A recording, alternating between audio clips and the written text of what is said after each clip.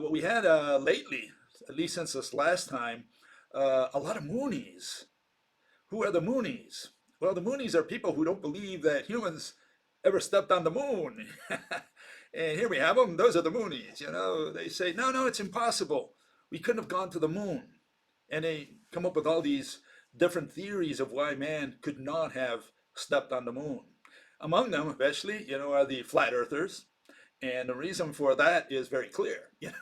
If we went to the moon or even far out from the earth somewhere, right? And we could take a picture of the earth from afar. Well, obviously, the pictures don't lie. It shows you that the earth is roundish, it's spherical. And so, yeah, the flat earthers are the primary people who deny that humans went out into space, let alone to the moon. Okay, so they're the first people who object to that. They say not even satellites went out there because you can send a probe out there and automatically have the probe take a picture of the Earth. That hasn't happened either, because if that happens again, their whole theory, their whole hypothesis, their whole proposal that Earth is flat goes down the drain. So yeah, they're the first deniers. But there are a lot of people who are not flat earthers who deny that we went to the moon as well. And they say, prove it to us, Bill. Prove that humans went to the moon. And I can prove to you that humans did not go to the moon. Can you prove otherwise? So that's where we have to start today. We have to start on, proving. Okay, so let's begin by proving. Okay, and what we do in order to prove is to address this issue, because it's so ingrained in the minds of people, is we do one thing and one thing only. We have to attack, or we have to analyze the scientific method, especially the mathematical physics method, what we call mathemagics.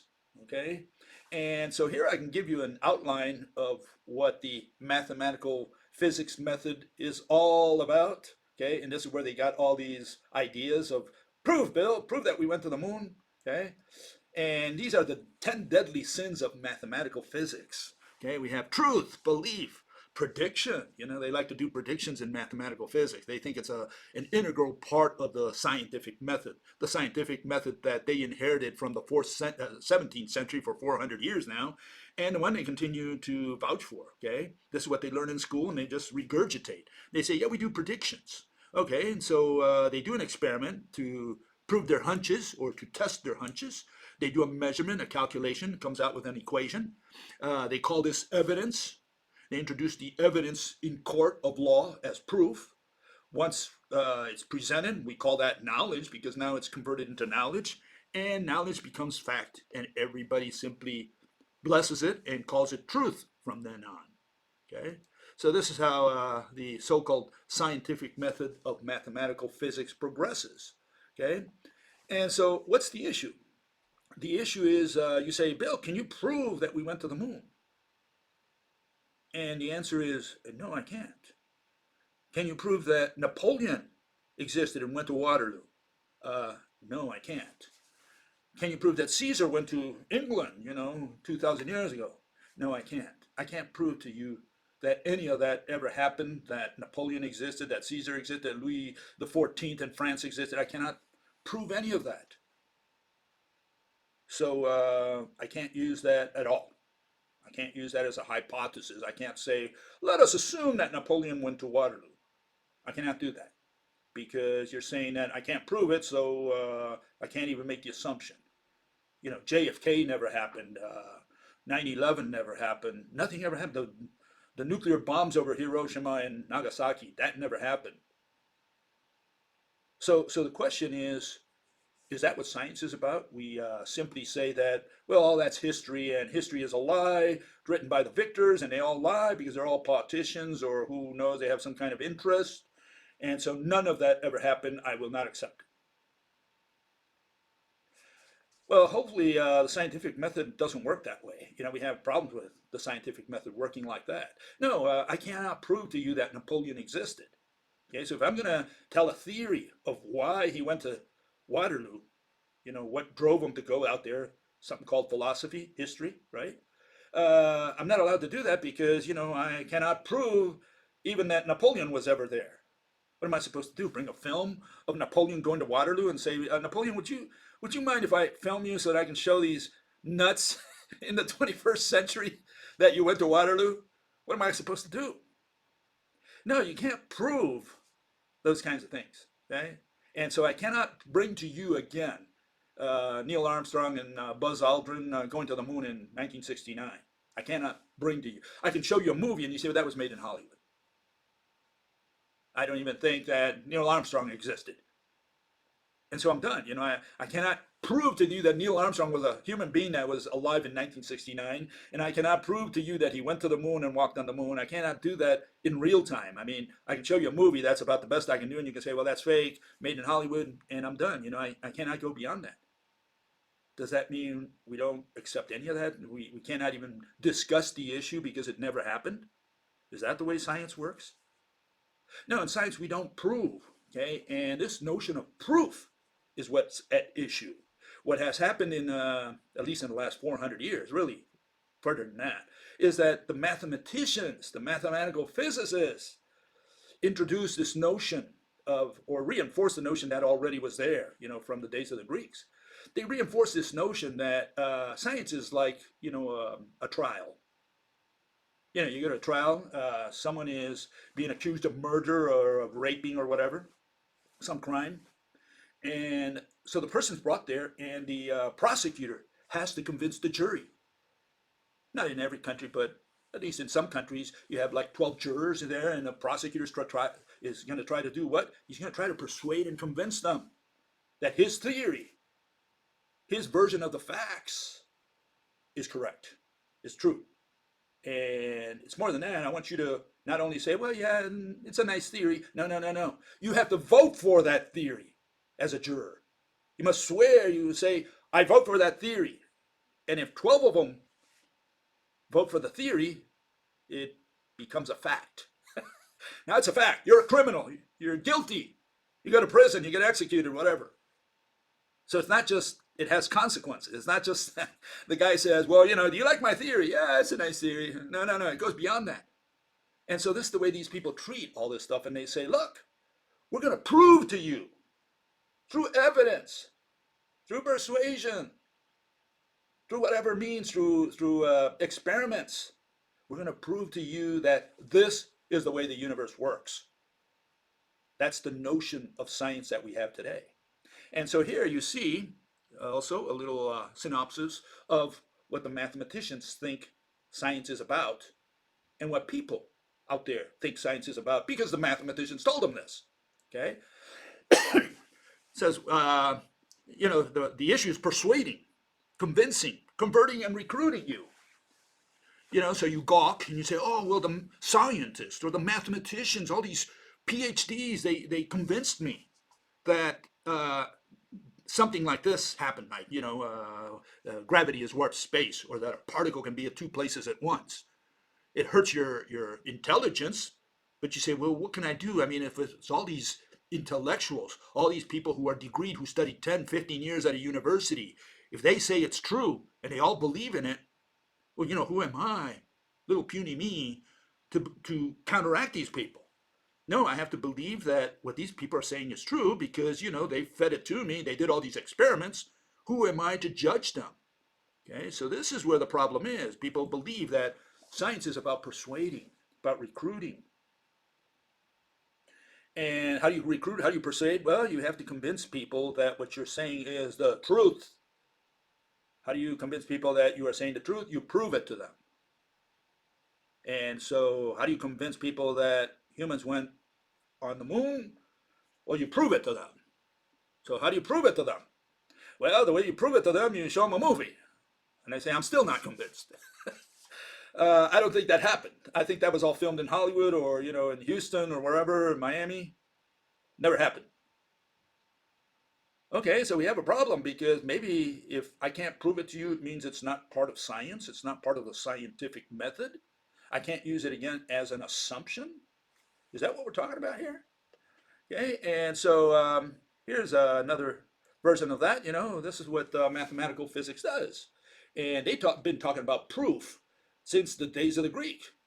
And what are we talking about here? Well, we're saying that, a mathematician might say to you, says, look, a circumference is 3 times, the diameter of any circle. Okay, and so what is that? That's a tautology. Certainly he hasn't explained anything. And what's on one side of the equal sign is equal to the other side. That looks like a tautology. I mean, I don't think we've explained anything with this. If you make a circle, for sure, that diameter, I mean, perfect circle, that diameter is going to be, 1/3 of that circumference. Great. And so we found this relation. We call it a proof. And so I say to you, I'm going to prove to you that that is the case. And so the word proof ended up entering the lexicon of the mathematicians. They prove things. They say you can trust math because that's, you can put your hand in the fire for that, for an equation. Yeah, because it's a tautology. That's why you can put your money in the fire for that. That's why you can trust it. Does that mean we have gained understanding? And people say, well, we didn't gain understanding, but we gained knowledge. You gain knowledge? What do you mean by knowledge? And now we get into the language that you're using now. What do we mean by these words? Okay, so, and we'll move on here a little bit because we'll get there in a second. Anyways, here's the difference between mathematical physics and science. Okay, we got to distinguish between these two currents. Science is one thing, mathematical physics is something else that has nothing at all whatsoever to do with physics or with science. Supposedly a branch of physics. Okay, here it is. Okay, mathematical physics, what are they concerned with? Well, they have two things, equations and irrational explanations. Not a single one, not a single theory of mathematical physics is rational. And I'm talking about anything related to invisible and intangible mechanisms, invisible and intangible mediators, like for gravity and magnetism, for example, right? So what is a hypothesis under these people? Well, they think a hypothesis is a half-truth or an untrue theory. It's half-true theory, right? It's not yet proven. You got a hunch. That's all you got, okay? What's a theory? Well, it's a little truer theory because they ran an experiment and they proved the hypothesis to some degree, or some people believe in it, and some people are still not convinced. And when does it become a fact? Well, it becomes a fact when you prove it. That means that all mathematicians raise their hands and vote for it and say, we like it. It has now become a fact because we all believe in it. We all believe in the flat earth. So we all raise our hands, and now the flat earth has become truth, fact, okay? That's the way it is. But what is a theory under mathematical physics? Well, it's just a mathematical description. That's all it is. The mathematical physicists believe that a description, an equation, that's a theory. Well, that's not the case in science. Okay? In science, we look for rational explanations. We don't care what your equation says. We want to make sure that when you come to the conference, you give us a rational explanation of a mechanism, especially for invisible, intangible mediators, mechanisms. That's the issue.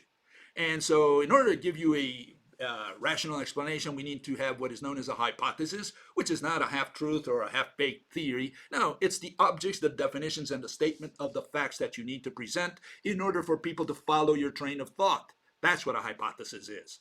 The hypothesis only is your first, it's the first step of the scientific method. You have to present what objects are going to be performing, or are going to be acting in your theory. What are your definitions? Do you have consistent definitions? Or do you have definitions that contradict each other, or many definitions for the same word that you use throughout your exposition? In other words, you define one thing and then you use it in a different way throughout your dissertation. And then the statement of the facts is not the facts. Only Mother Nature, Father Universe, the devil, God, one of those guys, they know the facts. They have it in their cabinet. They know exactly what happened. We humans, we petty humans, we do not have an idea of what happened. All we can do is have the prosecutor tell us his version of the facts. We call that the statement of the facts. Theory is an explanation, and hopefully it follows from those assumptions known as hypotheses. Okay, they follow from those. You have to have those objects, those definitions, those statement of the facts. The explanation, the theory, follows from those assumptions, those suppositions. And then you have the conclusions, which are just the interpretations, particular interpretations. Different people might have different interpretations for the same assumptions and theories. So we have a difference between mathematical physics physics with quotation there, okay? And genuine physics, science. Okay, there's a difference. So when we get to the Moonies, all these people, they come up with all these weird notions, and they say, I can prove to you, or I can disprove to you, or whatever. No, again, we don't prove in science. So if you're using the word proof in any way, shape, or form, if you're using the word knowledge in any way, shape, or form, you have not yet understood the scientific method. Okay, it's just as simple as that. And so let's move on here. Let's find out what some of these people questioned or asked or made comments about regarding the moon, right? Okay. And one fellow says, build us a disinfo agent for outer space and globe Earth, both of which are really demonstrably not true. True? Truth is in the eye of the beholder. Again, you can see how they introduce these words. Truth, prove, I know. They know for a fact, okay? There is overwhelming evidence that we did not land on the moon. Okay, the moon, the evidence I see is a little movie there where you see Armstrong and Aldrin go on the surface of the moon. I mean, that looks like evidence, doesn't it? I could introduce that in a trial, and these people say, that's fake. That happened in Hollywood and Houston. Okay, what can I say? You are fake truther. Okay, so you can see how these people are very fanatic about proving and truthing. And a lot of this comes from politics. It has very little to do with science. People have political issues. They hate the politicians. They hate the rich people who are out there. They say, all these people have power and I have no power and I hate them because all they're doing is feeding me baloney. And so they don't believe anything that comes out of the top. And all I can tell you is, you got to choose your conspiracy theories carefully. You got to do a little research. I mean, if you're going to be so fanatic about it, you say, this never happened.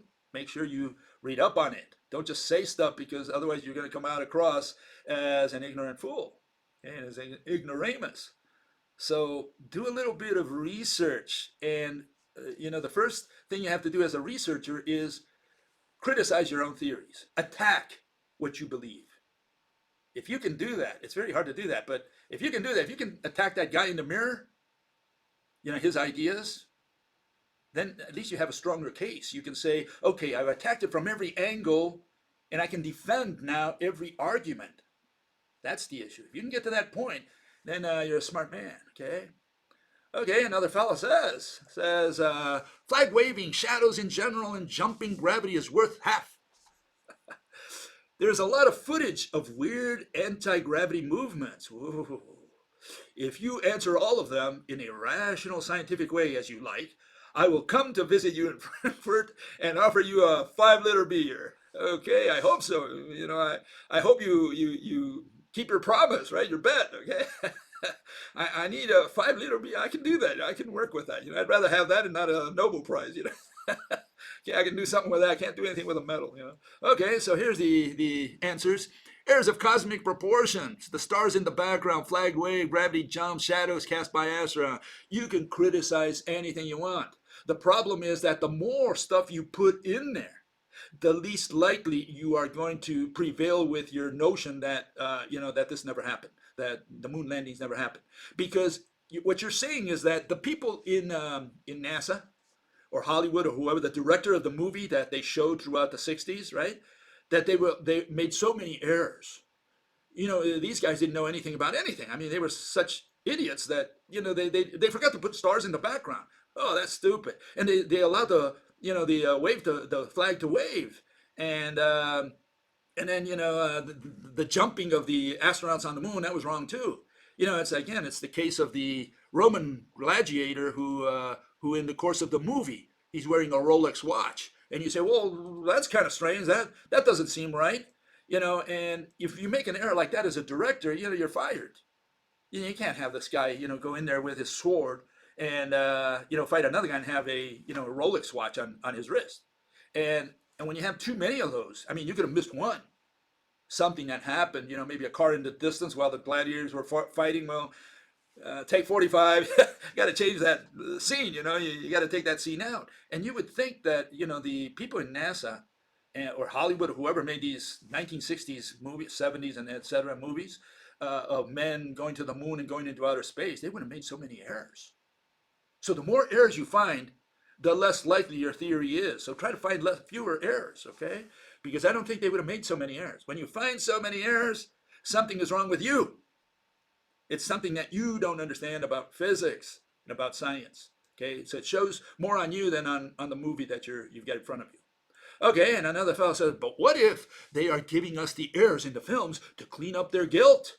Oh, this is a new point of view, okay? Kind of, we gave them hints that should have made the useless eaters understand it, but they didn't. So it's on them to be deceived. You deserve to be deceived because you are an ignoramus and they can get away with all this stuff and you don't understand it, see? And so, yeah, I mean, how far are people going to take this thing? I think these people are overthinking. I mean, way overthinking this thing. They look for ways of throwing down, that humans went to the moon. And they said, well, they couldn't have gone to the moon because, see, maybe the powers that be, they made those errors on purpose. And if you couldn't figure that out, well, you're obviously a dummy. So they have all kinds of arguments, and it's just unbelievable. I love all the arguments these people come up with, okay? Okay, here's another fellow. He says, would the astronauts have cooked in the LEM on the moon in direct sun radiation? You have all this radiation just hitting you. Here on Earth, we're protected by the atmosphere, but out there in space, there's nothing there except your spacesuit. Okay, so they're saying you would be zapped. Okay? And so a bunch of car batteries would not have had enough power to cool the air inside without being able to pump the air outside, the hot air outside. So they have all these reasoning for why the moon never happened because, none of the astronauts would have survived. It's either radiation or, the jumping or the shadows or the stars in the background. Something went wrong. Couldn't have been. We can't make it to the moon. We don't have the intelligence, the technology. Or never had it in the 60s, and now maybe we do, but we haven't gone to the moon. And that also proves that we didn't in the 60s because why don't they go to the moon? They should have gone to the moon again, right? We should have gone to the moon every year for the next million years. And my answer is, why would anyone go to the moon? What is there in the moon that you want? Is there something there on the moon that you think is valuable that we could bring to Earth? And even mining. Think of mining, if we brought it from the moon, it'd be a little expensive. If we had no such things on Earth, no metals of some kind, and we can find it on the moon, maybe uranium or something, for example, right? So we bring it from the moon because there is no more uranium on Earth. We can understand that. But as long as we have uranium on Earth, why would we go to the moon to mine it and bring it here when it costs a lot more just to do that? Okay, so it's a question of, are you going to empty the treasure of the world just to get some uranium here on Earth? Are we going to bring potatoes from the moon? What would we go to the moon for? And yes, we did. And people say, well, we went to the moon several times. Yes, we did. We went to the moon for a given reason. And that was to do some experiments on the moon, some of them having to do with vacuum. Right? You can perform the experiment in a vacuum, more or less, 10 to the 11, minus 11 torr, maybe minus 12 torr, thereabouts.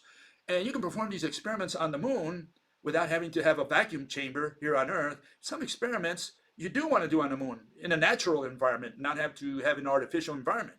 We had to pump down our chambers at AMD, Advanced Micro Devices, when we built chips. And it takes several hours. We didn't pump it down below -7 because -7 torr because we did not really need that kind of vacuum. We could live with a 5 to the -7 torr range. So that's what we pumped it down to, and it took a long time until the machine was ready to put wafers in there, okay, to get chips out of there. And when you go to the moon, you have a natural environment, and all you have to do is just put your equipment there. And some of the equipment that they put in there, among others, was the lunar ranging experiment, where you can gauge the distance of the Earth to the moon with a laser from the Earth. So they put the equipment there, they came back, now they can focus the laser on the lunar ranging, on this retroreflector, and you can tell whether the moon is getting closer or farther away from Earth, one. And more important than that, which is what I say that experiment is really awesome in that sense, that you can tell something about the nature of light, because that laser shines directly to the laser, not where the laser is going to be in 1 kilometer, because the Earth moves approximately 1 kilometer per second around the Earth. Light takes approximately 300,000 kilometers to travel in 1 second. The moon is a little farther away, just rounding off 1 second to get to the moon, and round trip 2 seconds, right? 600,000 really is more like 800,000. But the issue is, if you don't have to shoot the laser to where the moon is going to be in 1 kilometer, which is where the moon is going to be by the time the photons get there and come back, really 2 kilometers, really, because the Earth also moves, etc. And so the issue is, you can tell something about the nature of light, because that means that light in that sense is instantaneous, meaning not instantaneous in the sense that the signal travels along, from one place to another instantaneously, but in the sense that, if you have a rope, all it has to do is twirl in place, and it's the signal that takes 300,000 or, travels 300,000 kilometers in 1 second, but the rope twirls in place and it's already tied from one atom to another, from the laser to the retroreflector. They're already tied. The moon can go anywhere it wants. It doesn't matter. That atom is going to be connected to the atom on the moon, and that's instantaneous because they're connected permanently. And the only thing we've got along that rope is just a torsion, 300,000 kilometers per second, which is the signal of the propagation of the torsion. Okay, so the retroreflector at least told us that. But we did a lot of experiments on the moon. That's why they had to make several trips. They said, why don't we do this experiment? Why don't we do this other one? And meanwhile, they developed capsules. They developed spacesuits. They developed certain technology that was useful. And once they did all that, they said, well, do we have any more experiments to do on the moon? And they said, no, we're done.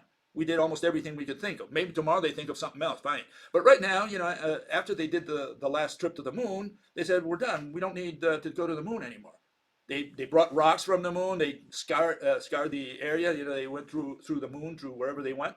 They saw the backside of the moon. Great. And once we did all that, we came back home. We said, we don't have to go to the moon ever again. What are we going to go to the moon for? Put a station there and feed the astronauts from Earth every month, every 2 months, whatever? Send air out there, send water out there, send food out there? There is no reason to go to the moon ever again. Okay? I hope that falls into the heads of some Moonies. Okay, another fellow says, I don't believe, I know, that the U.S. landing with humans has never happened. And it reminds me of the Three Stooges. Moe says, do you think you can fix it? And Larry says, I don't think, I know. And Moe says, I don't think you know either. And this guy said, I don't believe I know. Yeah, I don't believe you know either. Okay, yeah. Some of these people crack me up. Okay, so this is the issue. Belief is equal to knowledge. So when you say you believe, you're saying that you know. When you say that you know, you say that you believe. Knowledge is, according to Mr. Plato, justified true belief, and no one since the days of Plato has ever improved on that definition. So anyone who says, I know, all you're saying is that you believe, because it means that you're not going to change your knowledge. You're not going to change your way of thinking. Okay, that means you believe, and no matter what I do, you know your stuff, and I can't change your way of thinking in any way. And so belief and knowledge are exactly synonyms. That's why we don't use either belief or knowledge in science. Okay, and so here you have Neil Armstrong and Buzz Aldrin, the first two guys to go to the moon, to step on the moon. Okay, and so some people say this never happened. Okay, so this was filmed in Hollywood. Okay, are the shadows right? I hope they're right, because otherwise, I'm going to get a lot of flack. Yeah, what can I tell you? Am I supposed to take you back to the days in which, to 69 and say, look, let me take you back in time, go through time travel and take you there and say, see, it did happen. Is that the way I'm supposed to prove it to you? Yeah, please tell me how I can prove it to you, and I'll go out of my way to prove it to you, to convince you, to persuade you, to recruit you into the religion of moon landing. Okay, what am I supposed to do? You tell me, okay? How am I supposed to prove to you? Now, you can have arguments against to say, look, I have a theory that this could have failed or whatever. You can come up with that, and it's just a theory. Okay, that's all it is. Theories we don't prove. We don't prove theories in science. All we do is explain them so that you understand them. Okay, I understood your argument. Let me munch on it, crunch it, and I'll sleep on it, and I'll tell you tomorrow. And tomorrow, all I can do is tell you my opinion. That's the best I can do. I cannot tell you, I've proven you wrong, or you proved yourself right, or you proved to me that you were right. I can't do that. I can't do either one of those. I can only say, I understood your theory, I understood your objection, and I munched on it, and later on I can say I believed it or I did not believe it. And again, that's only my personal opinion. Has nothing to do with everybody, the 8 billion people out there who do not agree with you.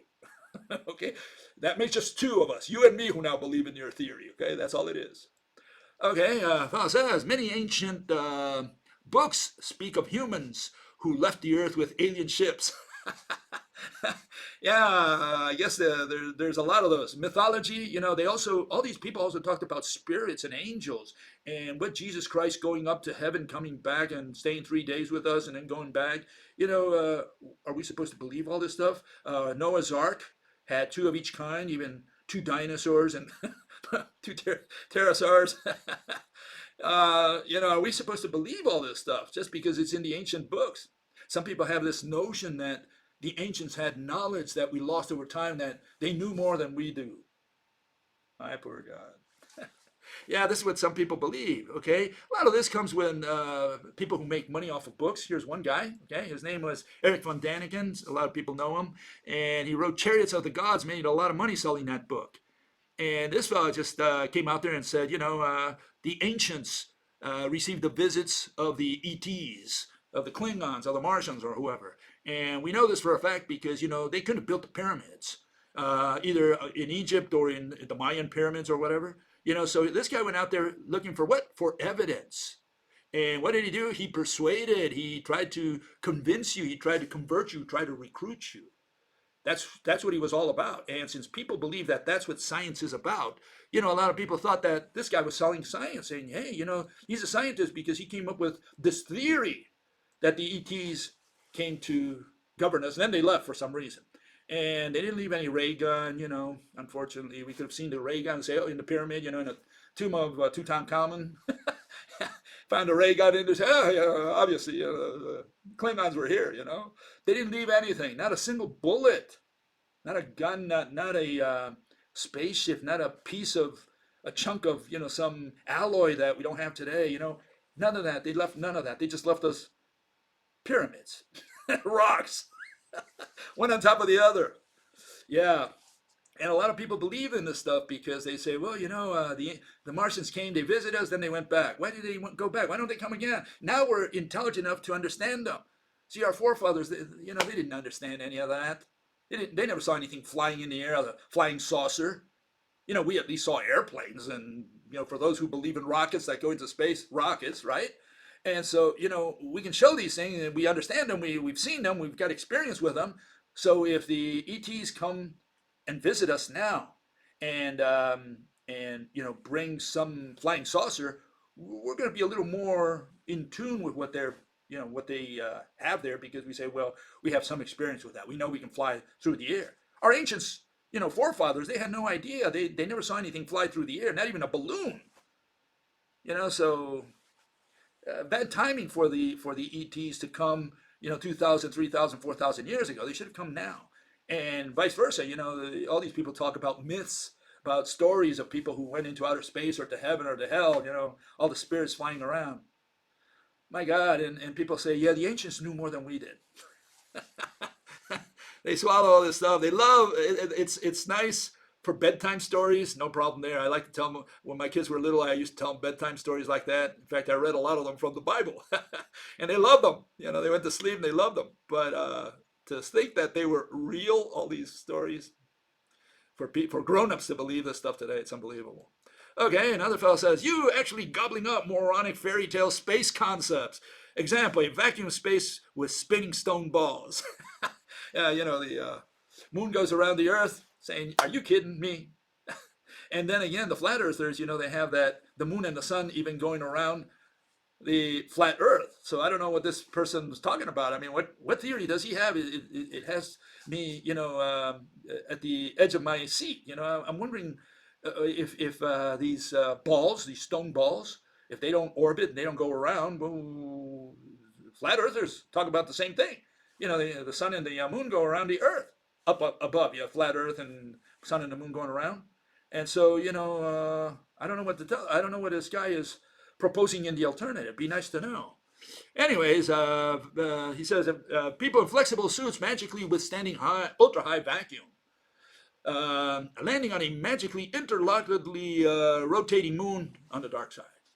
Ooh, yeah. Well, here you have what I showed the other day that, yeah, we have this space environment complex. It's a testing center in Ohio. And what they do is they have this big chamber and they put the astronauts in there. And what they do, they pump it down to about -6 torrs, okay, level. Takes about 8 hours. And yeah, -6 doesn't match the ultra high vacuum of the moon, which is -11 torr. Okay, solar wind is a little higher, apparently, more or less the same. But -6 is far away from that. And yet, yes, that's what we do. We don't have to test them at -11 torr at ultra high vacuum. Anything beyond -6, even beyond -5, will kill you if you don't have any kind of protection.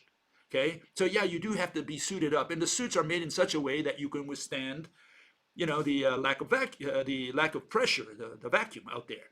And here on the left, you see the people who go underwater. Did that ever happen? I mean, we have these suits that go underwater, and they're pressurized suits in such a way that the pressure underwater will not crunch you, will not turn you into a little, crunched beer can.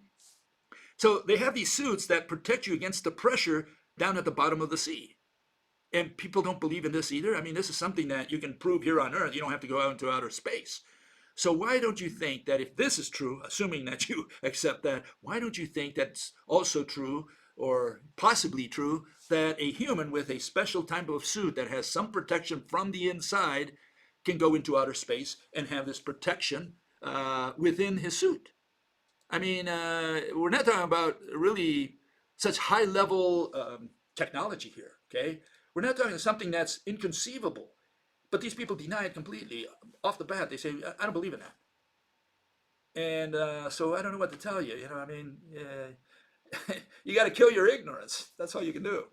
And here we have the first man who went into outer space. I mean, walked in space, okay? He was Leonov, and the fellow says there, the spacecraft as the vehicles are pressurized, the spacesuit as the vehicles are pressurized. The first walk in the black sky was by Leonov in '65 in a pressurized suit, which ballooned when exposed to the vacuum. Actually, not true. Okay, so he stated it wrong. So let me clarify that. He was in outer space. Gradually, he had a problem with his suit, where it was inflating. So it's not like he went out there and sort of go whoop and went back in. No, he went out there. He was there for a couple minutes, and his suit began to balloon. So he realized either it had a leak, or from the inside, whatever material he had in there that was protecting him was not working the way it was supposed to. What was the problem? It ballooned a little bit, enough for him not to be able to make it through that little hole back into the capsule. And so what happened was he was playing with his life right there. He realized that. And he started depressurizing his suit so that it would constrict a little bit so he could get through the hole, but he couldn't do it in such a way that he was exposed to the vacuum and he would die before he could get in. So he had to find the right place, and that this thing contracted sufficiently for him to get through the hole. And so he lost about half the pressure in there, or the lack of pressure, right, in there, so that he could get in through the hole. So his suit shrunk enough for him to fit through the hole. Okay, so he had that problem. But yeah, this was in 1965. By 1969, when these guys went out there, which was one of the things they had to obviously test before they sent a human out there, the suits were improved significantly. Okay, and they had 4 years in which they developed suits. In fact, by 1967, 2 years later, they had suits that were already primed so that these people could go out into space. So the next spacewalk was not as dangerous as was Leonov's. Okay, a couple people clarified something. One fellow says, the moon orbits the Earth once every 27 days. It also takes approximately 27 days for the moon to rotate once on its axis. Fellow corrects him and says, the moon doesn't orbit around the Earth. It's in a sinusoidal path simultaneously in tidal lock. What's the issue here? The issue is that the moon always shows the same face to the Earth, more or less. There's an 8-degree wobble, okay, of the moon, so that we can see 8 degrees more of one side sometimes, and 8 degrees more of another side. But essentially, we always see the same face of the moon, plus those, those 8 degrees on each side. So the moon kind of wobbles as it goes around the Earth, but essentially is in what is known as a synchronous orbit. Okay, so what is an orbit? Well, we say an orbit is just going around. What is a spin? Does the moon spin on its axis, like shown right there at the bottom? The answer is no. The moon doesn't spin. Okay, so this is a game of words at some point, because people say, well, it doesn't orbit. And it does spin, because the spin is exactly equal to 1 revolution of the orbit, etc. And they get tangled in all this semantics. That's what it amounts to. So let's just state it plainly. The moon doesn't spin like a top on its axis on a given, in a couple locations that it has, with respect to the Earth. It doesn't spin on its axis. It rotates around the Earth with one face facing always to the Earth, wobbling a little bit back and forth. That's it. That's why we don't see the other side of the moon ever, unless you go to the moon with some vehicle or maybe a human and take a picture of the moon from the other side, which they've done. And so the issue is the following. This shows, once again, if the moon doesn't leave the Earth, and it always faces the Earth, more or less, wobbling back and forth, it means that the reason the moon doesn't fly out of the solar system, it's because somehow it's attached to the Earth. What you're staring at there is when a boy twirls, a ball around his head. That's what you're seeing there. Just plain and simple. It's straightforward. Okay. Now you say, I don't see a string. Yeah, you can't see the mediator of gravity. But what you're staring at there is the Earth swinging the moon around itself. Okay. I will show it here. This is what you're seeing. That's exactly what you're seeing. Okay? And so you say, well, I don't see the string, the connection between the Earth and the moon, or between the Earth and the sun, because you can see the Earth is also bound to the sun in the same way. Yeah, you don't see the mediators of gravity. That doesn't mean there is no physical mediator there, because if you deny that there is a physical mediator between the Earth and the moon, between the Earth and the sun, then you're introducing black magic. You're saying that the Earth goes around the sun. There's no physical entity that binds us to the sun. Maybe angels, spirits. There's nothing there, but the Earth doesn't fly away out of the solar system. And the moon doesn't fly away out of the solar system, doesn't leave the Earth. Why? Why does it continue rolling perpetually around the Earth? You have to answer them. You got to give me the mechanism. What are you going to say, that Einstein is right, that we have warped space-time, four-dimensional, unimaginable space-time? Is that what this is all about? Well, space-time is a concept. You can't say this. A concept stops a celestial object, a thing, where we're standing on top of this Earth, right? You can't say that concept stops the Earth from flying out of the solar system, or the moon from flying out of the solar system. That's like saying love stops the Earth from flying out of the solar system. What do you mean love stops the Earth? Comes against the skin of the Earth. So clearly there's a problem when people say, well, space-time does this. And that the Earth is rolling around space-time and it's a depression, like a roulette, a little ball around the roulette, and that's why the Earth doesn't fly out. No, you got a problem there because, first of all, you cannot do this with a 3-object system as you're seeing there. You can do it with 2 objects. You can say, well, yeah, here's the ball. Here in my hand, we're going to say the hand is the sun, the Earth is the ball, okay? And, that I can show you with 2 objects. And you can do the same thing with relativity. You can say the sun weighs down space-time, and the Earth has no other choice but to roll around space-time. So far, so good. Okay, let's concede, let's accept. How about the moon now? Let's introduce a 3rd object. Okay, well, you can say that, in our case, you can say that, yeah, it's an epicycle. The sun moves the Earth around, and the Earth, now my hand is the Earth, moves the moon around. We can see those 2 objects being spun around, like using that mechanism. You can't do that with space-time, because if the sun warps space-time and Earth moves around the sun, if Earth warps space-time locally to have the moon go around, the Earth, well, I'm sure the warping caused by the sun will affect that motion. You cannot have these 2 warpings of space-time, one by the sun, one by the Earth, and have the moon have a circular, more or less circular, slightly elliptical orbit around the Earth. Okay, so that's the problem. You can't do this, uh, relativistic mechanism of space-time, you can't do it with a three-object system, especially when you include that Uranus swings over and around its head. You know, the moon goes over towards the sun, and you have Pluto and Charon. You know, it's like a bullseye pattern as seen from the sun. So all these, here's the sun warping space-time all the way to the end of the solar system, warps it down in the same way for everybody. But all these planets warp their locally, their moons, or their space-times in a different way. One warps it downwards, the other one sideways, the other one, you know, to the other side. You can't have that.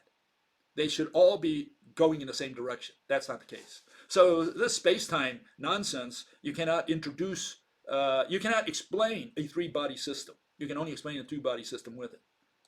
Okay, so that's the issue. Okay, and final issue here with respect to the moon. Why do you ask yourself the problem of the supply of a base lunar or even a Martian, you know, lunar base, Martian base, okay? Doesn't it happen constantly, every day, every hour, minute, according to the furnishing of a metropolis or a military base in the desert or a ship or a platform in the middle of the sea? Guy says, you know, we can supply the moon just like, or we can supply Mars, we can supply Pluto. Why is this such a big issue with you? Again, these people don't think, they don't seem to have a brain. I don't know what's going on. I mean, here we're talking about, here's the average distance between Mars and Earth. Typically, the shortest distance, like 35 million kilometers. Farthest distance, I think, is around 440, something like that, million kilometers. The average distance between Mars and the Earth, because that's the one we would have to take into consideration if we had to supply the Mars, the people that we put in Mars station, if we put one in there. Well, it's about 225 million kilometers away. We're closer to the sun, 145 million kilometers towards the sun, and we're 80 million more kilometers than that on the average to Mars. And this fellow asks, you know, what's the problem with supplying Mars? We do that all the time with military outposts. Is this guy kidding me or what? I mean, you know, the issue here is we're going to spend gazillions of dollars, trillions of dollars to supply a Martian base. Okay, if we put people out there, let's assume we put one out there. You know, we put some people out there, and usually it takes anywhere from 6 months to 2 years to get there, according to our current speeds. Okay, let's concede that we can go faster. Okay, hopefully not at the speed of light, because Einstein says you turn into energy. So hopefully you don't do that. Okay, we don't want to turn into energy. We just want to supply energy. Okay, to the Martians. And so this guy says, what's the issue there? I mean, I don't see anything. We've supplied outposts in the past. Why can't we supply people in Mars? Well, what can I say? You know, you got a lot of investigating to do. Yeah, they're a little too far away to be supplied continuously. It's going to cost us a lot of money to do so. And aside from that, because we can empty the global treasure chest, no problem.